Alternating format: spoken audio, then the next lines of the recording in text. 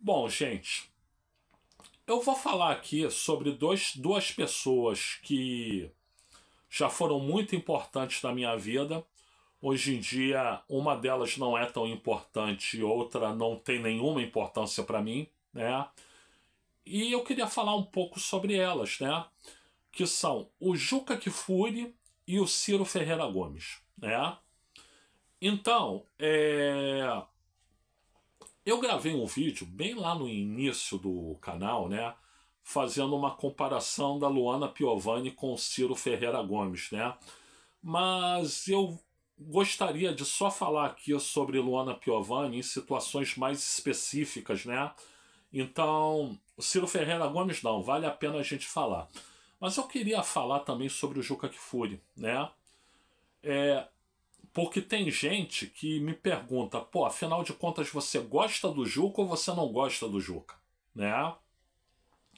Acho que quanto ao Ciro Gomes é bem diferente, né? Não há dúvida sobre isso, né? Mas então, gente, primeiro deixa eu falar sobre o Juca Kfouri. Eu respeito muito o Juca Kfouri, né? Eu acho que durante décadas ele foi o melhor jornalista do futebol no Brasil, né? Aliás, ele foi nomeado assim por nada mais, nada menos do que o João Saldanha, né? João Saldanha disse que José Carlos do Amaral Kfouri, o Juca Kfouri, era o seu sucessor, né? Então, durante décadas ele foi o maior jornalista esportivo, o jornalista de futebol do Brasil, né? Para mim, ele não tem mais esse posto, né?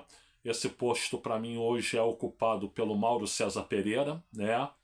Muito proximamente o Paulo Vinícius Coelho, o PVC, né? E também o Paulo Calçade, né? E existem outros jornalistas aí do futebol brilhantes, né? Como o meu amigo André Rocha, né? Que inclusive trabalha com Mauro César Pereira, né? Como o Lédio Carmona, né?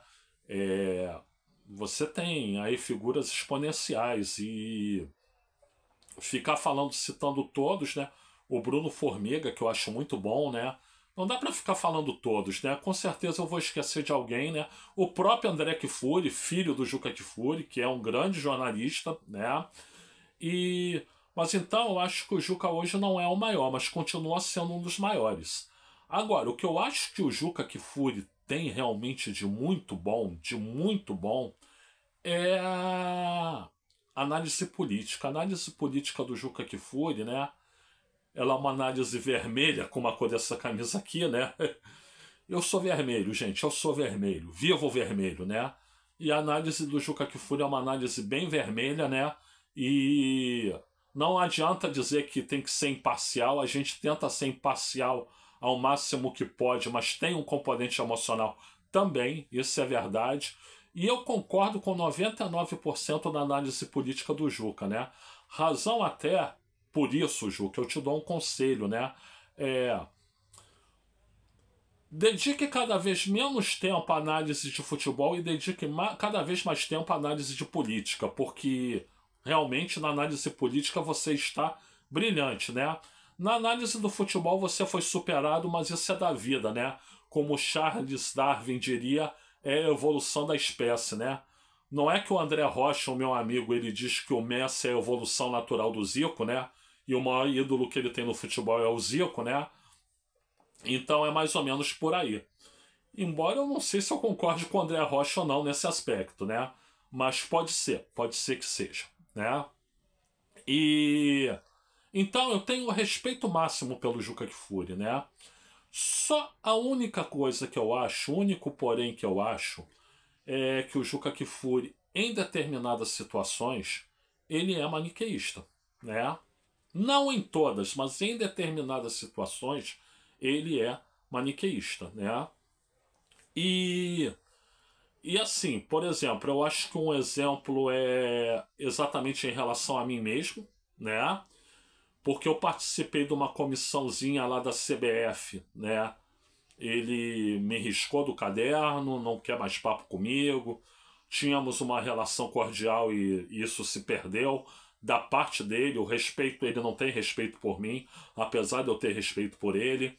E E assim, eu já tentei amenizar a situação, não deu certo, então realmente o Juca não, não quer papo comigo. E enfim, acho lamentável, mas enfim, é da vida, respeito a decisão dele.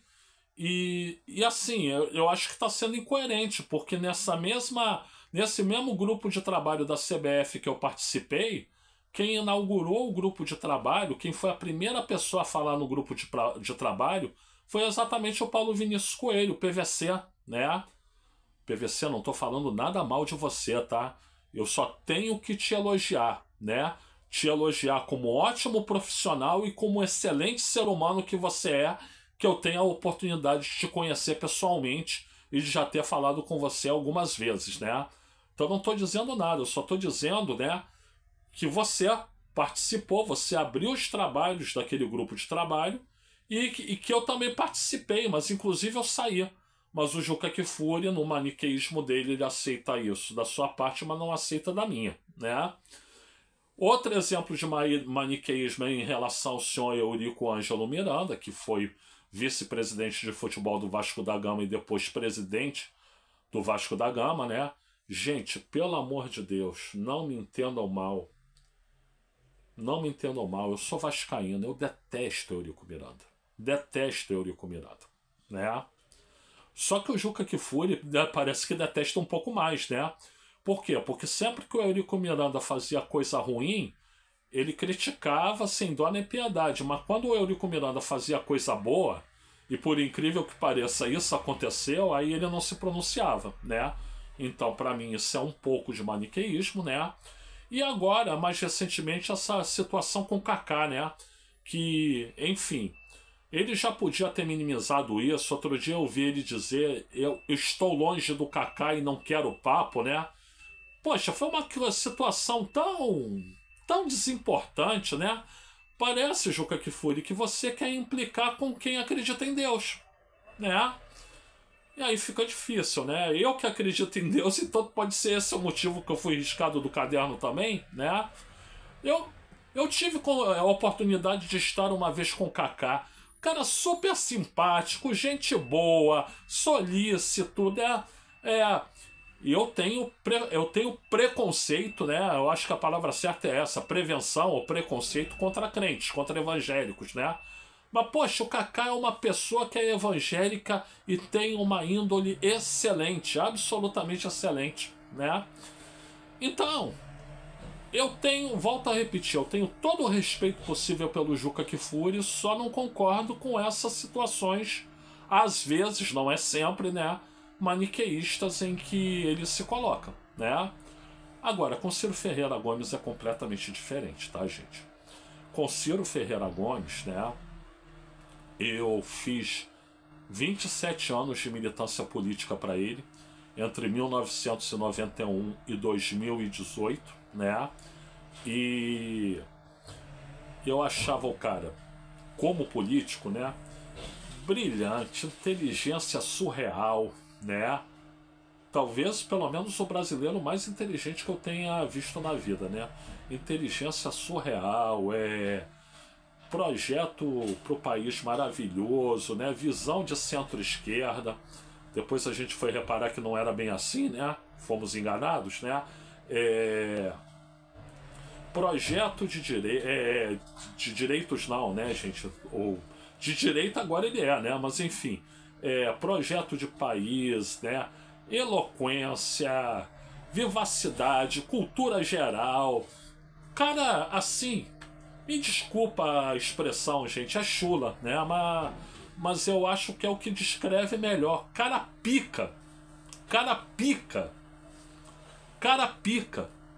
Né? Tinha certeza que ele ia ser presidente da República.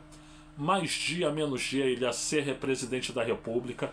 E achava que ele ia ser um presidente da República melhor ainda do que Luiz Inácio Lula da Silva. E não só isso, achava inclusive que ele ia ser o melhor presidente que esse país ia ter em todos os tempos, né? Só que, ao longo desses 27 anos, como eu via todo esse lado, eu meio deixava de lado algumas coisas que me incomodavam. como, por exemplo, machismo, sempre foi machista, né? Grosseria, não precisa ser grosseiro o tempo inteiro, né? Falta de estratégia, especificamente em campanhas eleitorais, né? Por exemplo, estratégia para o país dele era maravilhosa, né? Mas estratégias eleitorais faltava assertividade, faltava ser fiel a uma boa estratégia, né? Mas eu fui relevando, fui relevando, fui relevando. Até que chega em 2018, né? E ele praticamente dá de bandeja a vitória para Jair Messias Bolsonaro, né? Quando ele se recusa no segundo turno estar aqui apoiando o Fernando Haddad, apoiando o Partido dos Trabalhadores para a gente vencer essa praga chamada Jair Messias Bolsonaro, não o fez, cinicamente disse que ia para Paris e para Roma para descansar, e aquilo eu achei o fim da picada, porque ali caiu minha ficha, né? Ele não está preocupado com o país, ele está preocupado com o projeto de poder dele, né? Isso é o que importa para ele, é o projeto de poder dele, né? Até o projeto de país que eles têm está vinculado ao projeto de poder dele, né? Então, se o projeto de poder dele pode emplacar, né? Beleza, tranquilo, né? Agora, se o projeto de poder dele não pode emplacar, então dane-se, né? Pode ser direita, pode ser esquerda e tudo, ele não tá nem aí, né? O que diga-se de passagem que é burrice, né? Porque se ele apoiasse lá em 2018 o Fernando Haddad, né? Aliado do PT que era há muito tempo, ele podia implantar parte do projeto de poder dele fazendo parte do governo, né? Quem sabe recebendo um honroso cargo de ministro da Fazenda, né? Que é mais influência do que isso, ou ministro da Educação, já que sim, ele fez coisas boas lá no Ceará pela educação, mas não, falou mais fortemente o quê? A vaidade, o ego, o oportunismo, né? O snobismo, né? Porque também tem isso. Ele é talvez o cara mais inteligente, pelo menos os brasileiros que eu já conhecia, mas ele julga que ele é o único inteligente e quem está à volta dele é burro, né? Então, isso me fez romper com ele e eu não estou minimamente arrependido de ter rompido, né? Depois de ter trabalhado em várias campanhas eleitorais dele para presidente e tudo, não estou minimamente interrompido, porque lá de 2018 para cá, passados 7 anos, ele só fez piorar. Só fez piorar. Agora se une aos bolsonaristas, né? Lá no Ceará e no Brasil em geral. Quiçá ele virá a ser o candidato a presidente do bolsonarismo, da direita, né? Então, é lamentável, Ciro Ferreira Gomes, você me decepciona cada vez mais, né? Eu não sei se o verdadeiro Ciro Gomes morreu em 2018, né? E aí tá um clone do Ciro Gomes, né? Não rola uma história aí do Paul McCartney, que o Paul McCartney teria morrido em 1966 e o que tá aí é um sósia do Paul McCartney, né? E fake news vem de lá de longe, né? Como diria Leonel de Moura Brizola, eu venho de longe também, né? E será que foi isso? O Ciro Gomes verdadeiro morreu em 2018 e em 2025 nós estamos com Ciro Gomes fake, né? Ou será que ele sempre foi assim, ele é ocultado e agora tá ficando velho e não consegue mais ocultar? Dá para entender a diferença, gente? Em resumo, eu podia ter falado isso em 1 minuto, em um vídeo short, né? Mas eu fiz questão de falar em quase 15 minutos para vocês terem um contexto, né? Em bom português, eu não tenho nenhuma relação com o Juca Kfouri, mas admiro e respeito, né? O meu respeito por Ciro Ferreira Gomes é zero. É zero. É zero. Gente, eu sou o Luiz Felipe Chateaubriand. Muito obrigado a todas, muito obrigado a todos, muito obrigado a todos. E por gentileza, like aqui no vídeo, se inscreva no canal, compartilhe, ative o sininho e comente.